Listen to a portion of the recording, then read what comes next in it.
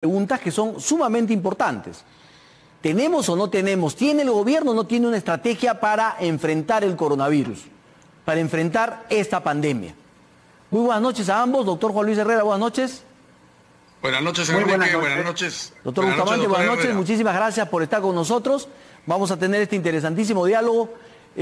Uno como representante del Ministerio de Salud, el otro como un especialista que además ha sido muy crítico sobre las acciones que se han dado desde el gobierno. Entonces, yo quisiera pedirles a ustedes que tengamos un diálogo, digamos, con respuestas cortas para tener varias ruedas, unos 2 minutos cada uno, para preguntas que voy a ir planteando. Y la primera es necesariamente, ¿tiene el gobierno una verdadera estrategia para enfrentar la pandemia en estos momentos, olvidándonos de la vacuna que llegará el próximo año, pero de aquí en adelante, con 9.000 casos diarios y 200 muertos diarios? ¿Tenemos o no tenemos una estrategia? Doctor Juan Luis Herrera. Por supuesto que sí. El Estado, desde que se inició la pandemia, ha planteado estrategias de intervención. Y el lineamiento no ha cambiado. El lineamiento sigue siendo la lucha frontal contra la pandemia, pero los lineamientos de política que se han dado ahora se han dado en 3 grandes carriles. La activación de la red primaria de salud unificada e integrada para el uso y compartir recursos de salud. La segunda línea es el segundo nivel de salud integrado, articulado con expansión clínica y con intercambio prestacional. Y un tercer nivel de atención integrado como máxima capacidad de respuesta a las discapacidades. Estos 3 carriles son los que actualmente tiene el Ministerio de Salud y que se encuentran abocados en las diferentes regiones, cada uno con diferentes escenarios y cada uno con diferentes actividades, para lo cual nosotros venimos desarrollando las estrategias no solamente a nivel de ministerio, sino también a nivel intersectorial y en las 3 líneas de Estado. Doctor Bustamante, lo escuchamos. Sí, Enrique, y bueno, buenas noches al doctor Herrera. Buenas noches. Yo soy de la opinión que en efecto estrategia hay. Naturalmente el Ministerio de Salud tiene una estrategia, pero en mi concepto la estrategia es cerrada en diferentes frentes. Los aspectos que ha mencionado el doctor Herrera son válidos, pero corresponden a la parte final del proceso, es decir, cómo preocuparnos de aquellos que ya enfermaron. Yo pienso que la estrategia debe fundamentarse primero en que no haya enfermos. Para que no haya enfermos no debe haber contagios, o deben ser mínimos.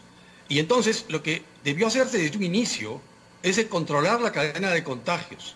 Y para eso, la única forma, ya que esta enfermedad se manifiesta como enfermedad recién 1 o 2 semanas luego de haber empezado a contagiar, es importante encontrar temprano a aquel que está contagiando.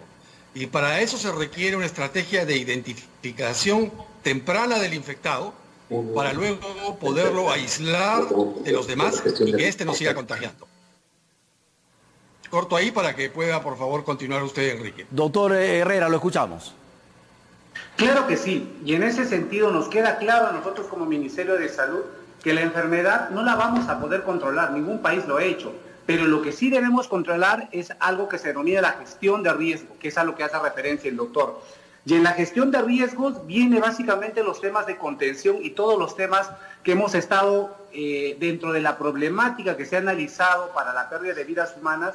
Hay una causa directa, que son los hábitos inadecuados, las conductas, los estilos de vida, las condiciones inadecuadas de vida que hemos tenido como país y que obviamente generan vulnerabilidad y como generan riesgo en la salud de la población. Eso hace que para nosotros, teniendo estas 2 causas directas y que no son manejadas necesariamente por el Estado, sino que son una herencia, hace que las acciones que se han venido llevando a través de todas las medidas de distanciamiento social, las medidas de restricción, pues de alguna medida nos han dado un respiro, pero cuando ya hemos querido iniciar, hemos tenido serios inconvenientes. Por eso es necesario replantear esa estrategia, afinar y reforzar este tema. Nadie duda que el distanciamiento, nadie duda que el aislamiento son las medidas claves para generar este tema. El lavado de manos, el uso de las mascarillas, pues necesariamente, pero creo que lo más importante es la concientización del individuo y del ciudadano, donde vea de que la salud de cada uno de nosotros no solamente es un derecho, es una responsabilidad, es un deber que tenemos para con nosotros. Esos temas son los que nosotros tenemos y ahí sí vamos a reforzar un plan comunicacional agresivo y vamos a replantear esas actividades. Doctor Bustamante. Yo creo que lo que plantea el doctor Herrera está muy bien. El plan comunicacional es importante para tener higiene de manos, hay que mantener una distancia social y mascarilla. Pero en realidad lo que debe hacer el Estado, aparte de una estrategia comunicacional, es disminuir el número de contagios. Eso no es algo que lo tenemos que hacer las personas. Claro, nosotros podemos contribuir a no contagiarnos como personas, pero la salud pública está en manos del Estado, no en manos del individuo.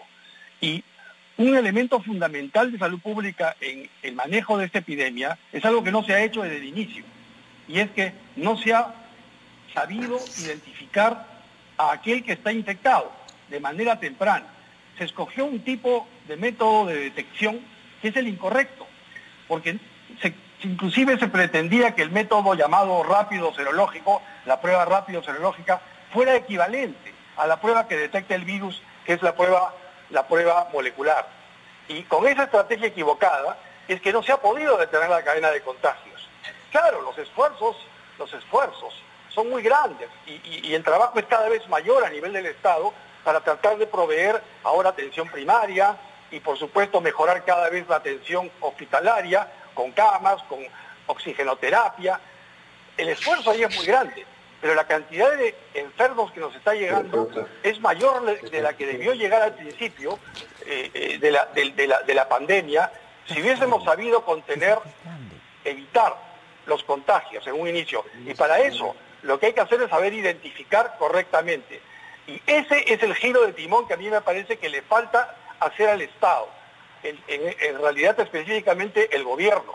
El Ministerio de Salud debería cambiar su estrategia de detección de contagios. Las pruebas moleculares son las que mandan para la detección de contagios de manera temprana. Las pruebas rápidas no sirven para eso. Prueba de ello son estos 5 meses en que hemos tenido muchos falsos negativos y ahora estamos teniendo muchos falsos positivos. Y entonces realmente es un arroz con mango. No se sabe qué cosas son las estadísticas que tenemos en el Ministerio de Salud. Son una mezcla de cosas sin sentido, pero lo grave es que hemos tenido demasiados enfermos, más allá de los que hubiéramos tenido si es que se hubiera aplicado correctamente una estrategia de contención. Muy bien, doctor Bustamante, lo corto ahí para darle paso al doctor Herrera. Claro. Doctor Herrera. Bueno, en ese sentido compartimos plenamente el uso y el manejo de las pruebas, pero creo que sí he explicado en varias oportunidades y el propio presidente lo hizo. Se tuvo la necesidad de utilizar las pruebas rápidas porque en el mundo no habían para poder tratar con pruebas moleculares. Y eso nos ha quedado claro, pero yo quiero partir por algo y vuelvo a retrotraer al primer comentario que hice, que es la limitada cobertura y acceso a los servicios de salud que tiene el país. No solo hospitalario, el primer nivel de atención es crítico. Si nosotros vamos a evidenciar, yo creo que el doctor Bustamante coincidirá conmigo que solo en Lima Metropolitana, donde tenemos más de 400 establecimientos de salud, ni siquiera el 30% de ellos pues tienen las condiciones de acuerdo a una acreditación donde te diga que puedes dar un servicio médico de manera integral. Y esto, si lo trasladamos a las regiones, nos limita aún más. Entonces, con esta debilidad que nos ha cogido en cuanto a la cobertura y el acceso al servicio de salud, nos ha visto en la necesidad de poder hacer el trabajo comunitario, la verdad, con herramientas y con un trabajo colectivo un poco disminuido. A pesar de ello, la primera incidencia que se hizo fue con pruebas rápidas porque no habían en el mercado, vuelvo a repetir, pero ya la ministra fue clara y contundente al lanzar de que de aquí en adelante el trabajo se va a realizar a través de pruebas moleculares. Y eso para nosotros es claro como Estado, y lo más importante, que todas las herramientas tecnológicas que nosotros tenemos para poder identificar vulnerables se han ido afinando, se han ido reforzando, y actualmente nosotros inclusive trabajamos con geolocalización, y lo más importante es que nuestra nueva estrategia no está en el ministerio solo, estamos trabajando con gobiernos locales, estamos trabajando con el Ministerio de Defensa, estamos trabajando con PCM, y todo esto con la finalidad de tener geolocalización e identificación de riesgos y lo más importante también, identificando vulnerables. Nos queda claro, como lo dijo el doctor Bustamante, que de aquí en adelante el trabajo es con pruebas moleculares, Pero creo que también queda claro, y ese fue el primer mensaje, que en el primer momento, y él trabajando en el INS sabe que no había la cantidad de insumos para poder trabajar con pruebas moleculares. Sí nos queda una larga lucha de aquí en adelante con el nivel comunitario. Y para ello, nuestros principales aliados en este reforzamiento son las autoridades locales y el trabajo intersectorial que venimos haciendo con los demás sectores. Doctor Bustamante. Yo discrepo con el doctor Herrera respecto del hecho supuesto de que no habría habido suficiente insumo para pruebas moleculares. Eso no es cierto. Eso fue algo que se usó como excusa en un inicio, justamente para la compra de las pruebas rápidas. Y luego para el uso de las pruebas rápidas, una vez que estas fueron compradas, a pesar de su demostrada incapacidad para detectar tempranamente al infectado. Ha habido suficientes comunicaciones que se han hecho públicas en los medios respecto de invitaciones de Corea del Sur, de Alemania, del mismo Estados Unidos, con millones de pruebas moleculares disponibles. No es verdad tampoco que no hemos tenido la capacidad instrumental para hacerlo. El INS al iniciar la pandemia tenía solo 4 máquinas PCR, es verdad, pero sin embargo el resto del país tenía 60 máquinas PCR en universidades e institutos que no se quisieron a la gama de instrumentos con que hacer pruebas. Y personal calificado, claro que teníamos y tenemos. O sea, realmente no es nada del otro extremo el hacer una prueba molecular.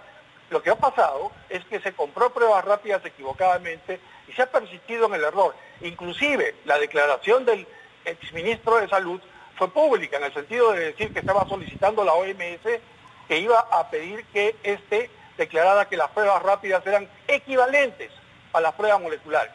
Entonces había una intencionalidad de usar pruebas rápidas que demostradamente mataban gente realmente. No es verdad. Yo no acepto la excusa en el sentido de, bueno, como no teníamos otra cosa, pues usamos pruebas rápidas. Eso es equivalente a decir, bueno, como no teníamos otra cosa, entonces usábamos termómetros o usábamos tirar una moneda al aire. Porque realmente ese es el nivel de predictibilidad positiva o negativa que tiene una prueba rápida con una cero prevalencia del 9%, que es la que tenemos ahora. Realmente su predictibilidad es de 50%. Es decir, es igual que tirar una moneda al aire, cara o sello, positivo o negativo. Así, esa es la predictibilidad y estoy usando la data que proporcionó el propio exministro de Salud en una conferencia nacional y dijo que la prueba que se estaba adquiriendo de China tenía 91% de sensibilidad y 91% de especificidad. Con esos números y con una cero prevalencia de 9%, lo que se obtiene es 9 positivos reales y 9 positivos falsos. Es decir, de 18 positivos que se obtenga, la mitad son falsos. Es decir, 50% de predictibilidad. Entonces, muy bien. Ahora, más barato nos hubiese salido comprar moneditas de a centavos, ¿no? O usar moneditas de a 10 centavos y tirarlas al aire. Yo pienso que hay que mirar hacia adelante. Muy bien. En lo retrospectivo hay que saber reconocer los errores. Y el error fundamental, el error primario, fue el usar la prueba incorrecta para detectar quién se infectó. No con propósito de diagnosticar al enfermo. Y un minuto, por favor, y termino esta parte. Sino con el propósito de diagnosticar al contagiado, para evitar que siga contagiando. O sea, para evitar que la pandemia crezca. Todos los esfuerzos que describe el doctor Herrera son muy buenos y son realmente importantes que se logren. Pero falta la parte inicial. Yo no estoy convencido que realmente se quiere usar la prueba molecular para lo que yo he explicado, es decir, para detección temprana. Muy bien. Porque me baso en declaraciones escuchadas del Premier Martos y de la ministra Mazzetti del día domingo y del lunes, en que dicen que la prueba molecular se usará para diagnosticar la enfermedad. Y no es para diagnosticar la enfermedad, es para encontrar al infectado. Muy bien, doctor Bustamante, en aras de la equidad lo voy a tener que cortar y quiero lanzar otra pregunta, porque no nos vamos a quedar en las pruebas. Lo que quiero decir es, ¿está tomando el gobierno las medidas adecuadas, el toque de queda, el confinamiento los domingos, en fin, todas estas medidas son las adecuadas frente a una pandemia de esta naturaleza? ¿Por qué están creciendo o por qué siguen los contagios? ¿Por qué seguimos con más de 200 muertes diarias? ¿Por qué razón? Y ya cambiamos de tema y ahora estamos en las vacunas. ¿Por qué razón? Doctor Herrera. Como yo comentaba hace un momento, lo que bien es cierto, nosotros como sector, como Ministerio de Salud, nos hemos abocado básicamente a atacar la causa directa, que es la limitada cobertura y acceso a los servicios de salud que tenemos, a través del reforzamiento del primer nivel, a través de la reorganización de los hospitales, intercambio prestacional, a través de generar estrategias de intervención masiva para el diagnóstico y para el manejo clínico. Pero hay otras causas directas que como país nos vulneran y donde como Estado todavía tenemos alguna debilidad, pero que se ha venido haciendo. Cuando hablamos, por ejemplo, lo poco que acabamos de ver este fin de semana, los inadecuados hábitos, las conductas, los estilos de vida, y eso básicamente por un desarrollo cultural limitado referente al autocuidado, a las prácticas saludables de la persona, de la familia, de la comunidad. El propio manejo del estilo de vida y la responsabilidad referente a prácticas para contar con ambientes saludables. Entonces, las medidas restrictivas que se dieron en un inicio de la pandemia, pues nos dieron un respiro para poder de alguna manera fortalecer nuestros servicios que aún así se han visto rebasados, pero cuando se ha generado la reactivación económica, hemos visto que las personas han pensado que esta enfermedad pues de alguna manera ya en un tiempo se autolimitó y de ahí en adelante podían regresar a su situación regular. Y eso, pues de aquí en adelante nos está dando lecciones que tenemos que retomar algunas medidas. Y para ello el Estado está tomando nuevamente algunas acciones de distanciamiento, de restricción, con la finalidad de que se comiencen a manejar un poco la gestión de riesgos. La gestión de riesgos, pero no solo del individuo, sino que estamos hablando de la familia y de toda la comunidad en general. Entonces, bajo ese escenario, seguramente se irán reforzando y afinando las estrategias. O sea, no podemos nosotros decir que hay una estrategia única como Estado, que es la única que vamos a llevar a cabo. En definitiva, los escenarios que plantea este problema de salud, pues nos hacen repensar de manera continua cuál es el mejor trabajo que podemos hacer en la medida de las competencias que nosotros tenemos, y lo más importante es que todas estas estrategias son cambiantes. Y lo que sí nos queda claro para nosotros, independientemente del tema de pruebas, que para nosotros, a los salubristas, vemos en una etapa ya de comunitaria, básicamente lo que estamos viendo y es un diagnóstico y un diagnóstico clínico, un manejo clínico, un manejo sindrómico. Y bajo esa premisa, lo que nos queda a nosotros de alguna manera es de verdad trabajar un plan de comunicacional que pueda calar en el ciudadano sobre la responsabilidad que tiene en el autocuidado, ¿no? Doctor Bustamante, lo escuchamos. Yo pienso que la estrategia del lado de la atención primaria, del lado de los riesgos, del lado del manejo del paciente, del lado clínico, me parece muy bien. Eso hay que hacer. Si la gente se enferma y su vida corre peligro, hay que atender. Y está bien. Pero para que la epidemia deje de ser epidemia, lo que tiene que haber es cada vez menos contagios. Por ello, la estrategia de reducir la cantidad de contagios mediante la identificación temprana del infectado es fundamental, porque de esa manera, sin contagios no hay enfermos, y sin enfermos no hay necesidad de camas UCI, ni oxigenoterapia, ni habrá decesos atribuibles a COVID. Entonces, yo considero que el esfuerzo fundamental del Estado debe ponerse en identificar al infectado, y la cuarentena debe ser selectiva. No es una cuarentena geográfica, ni siquiera una cuarentena distrital o barrial. Debe ser una cuarentena selectiva en función de quién resultó infectado y si uno es contacto de infectado. Esa persona debe ir a su casa a manera de aislamiento, de cuarentena, junto con su familia. Se le debe proveer una bolsa de alimentos todos los días, se le cuelga una bolsa en la perilla de la puerta de su casa, de manera de que tenga asistencia. Y esa inversión que hará el Estado se paga solita, porque más barato es dar una bolsa de alimentos que pagar una cama UCI. Luego cuando el paciente se enferma. La vida vale mucho más. Entonces, si no hay contagios, no habrá enfermos. Entonces la estrategia debe ser identificar temprano al contagiado. Yo estoy seguro que el gobierno tenía esa idea en un inicio también, pero se equivocó de arma, se equivocó de prueba. La prueba que usó detectaba tarde, no detectaba temprano. Entonces los contagiados han seguido aumentando y siguen aumentando. Y me preocupa que ahora, digamos, como acabo de escuchar que menciona el doctor Herrera, y también lo dijo el premier Martos el domingo, que pues estamos en una fase comunitaria de la epidemia, hay que concentrarnos en la parte clínica, en la parte sindrómica. Yo pienso que no es así.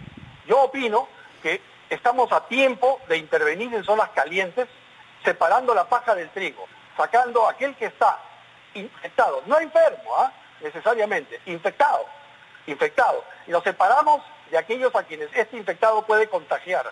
Y con eso, sacando un infectado, tenemos con un R2, tenemos 2 contagiados menos.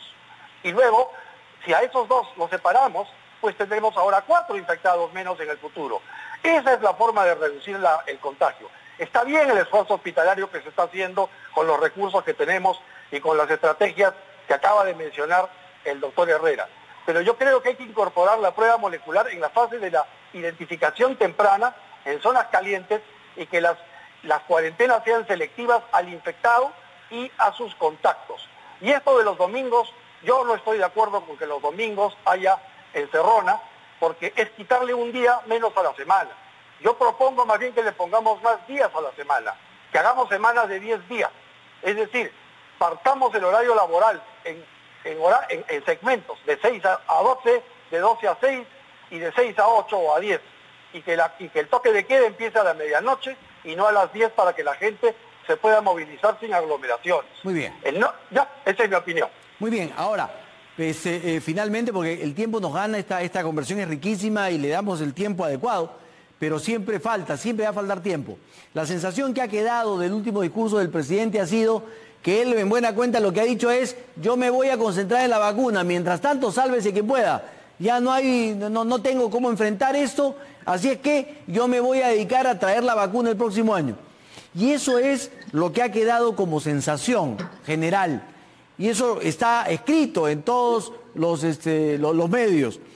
Entonces, mi última pregunta es: ¿vamos a pensar, vamos a actuar como que la última salvación es la vacuna, o vamos a concentrarnos en evitar muertes? ¿Ya nos hemos acostumbrado a 200 muertos diarios o vamos a tratar de evitarlo? Doctor Herrera.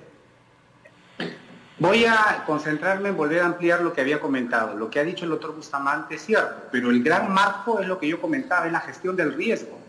O sea, es cierto, nadie quiere buscar solamente a la persona infectada, sino evitar los contagios. Pero ¿cómo haces eso? Es el ciudadano el que se expone al riesgo, y lo que tenemos que hacer es gestionar ese riesgo comunitario. Y con todo respeto, doctor Bustamante, ya no podemos hablar de zonas calientes porque todo el país y todos los distritos tienen bolsones ya de personas que están de alguna manera ya con el proceso de la enfermedad, y tenemos encima, todos hemos sufrido económicamente, hay una activación económica global.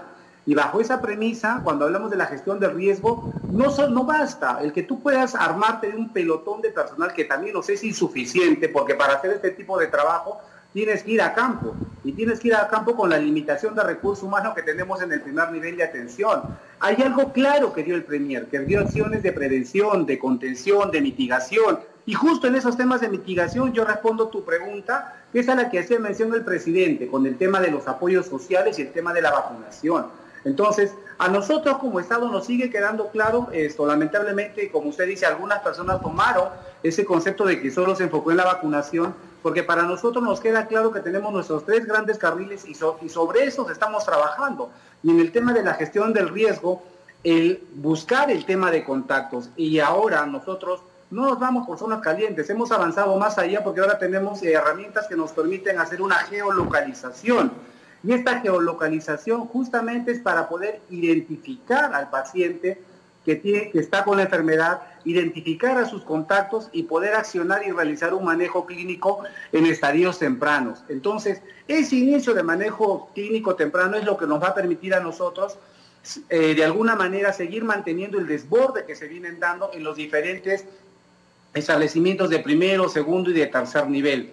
Y en la situación en la que nos encontramos nosotros, el manejo sindrómico sí se va a tener que llevar a cabo. Nosotros no tenemos la cantidad de personal como para poder hacer grandes esfuerzos para poder accionar el primer nivel de atención a nivel nacional. Nos han visto, nosotros no estamos ocultando, estamos visto lo que nos pasó en Loreto, en Tacna, en Lambayeque, en todas las zonas donde se pudo evidenciar que el primer nivel de atención, la capacidad que tenemos es limitada. Pese a ello, se han hecho los mejores esfuerzos para poder trabajar. Entonces, bajo esa premisa hay un tema además adicional.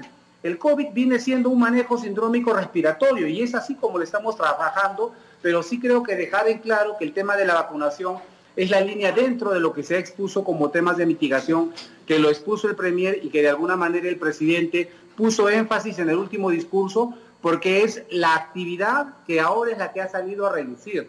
Eso no quiere decir que todas las demás acciones que venimos desarrollando, a las cuales yo hice mención, se vienen activando no solo en Lima, sino a nivel regional. Y ojo, eso también con el cansancio del personal de salud que tenemos nosotros desplegado a nivel nacional, y porque tampoco hay mucho personal para contratar. Nosotros tenemos inclusive en ese sentido experiencia en el primer nivel, donde hemos lanzado concursos en todas las regiones y no tenemos personal para poder capturar porque no hay en el mercado. Muy bien. Entonces, bajo ese escenario, el trabajo intersectorial es clave. Muy bien. Doctor Bustamante, la última intervención.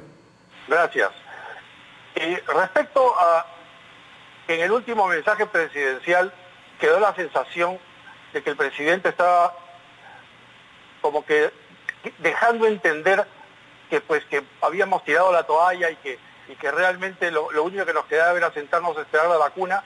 Es verdad que muchos tuvieron esa impresión. Me parece que quien redactó el discurso presidencial no lo hizo tan bien, porque debió haber dejado el tema de la vacuna para el final, me permito opinar, porque ha quedado precisamente esa sensación equivocada. Yo estoy seguro que el presidente no ha pretendido el hacer creerle a la población que la vacuna es lo último que nos queda y no hay más. No. Yo creo que es al revés. Lo que pasa es que se escribió mal y se dijo mal.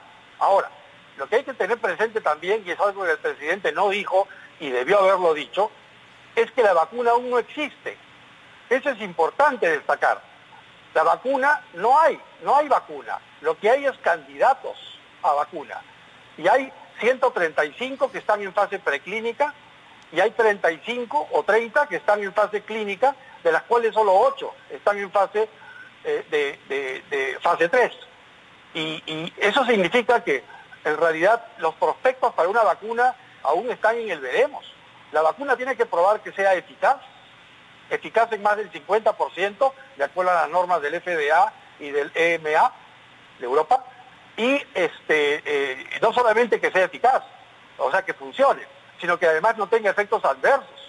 Eso es muy importante, y eso solo se ve en fase 3. O sea, que haya una vacuna candidato que sea capaz de producir anticuerpos neutralizantes in vitro o en unos cuantos pacientes, claro, eso es algo fácil. Y de hecho hay muchos que han encontrado eso. El tema es ver si en la cancha funciona.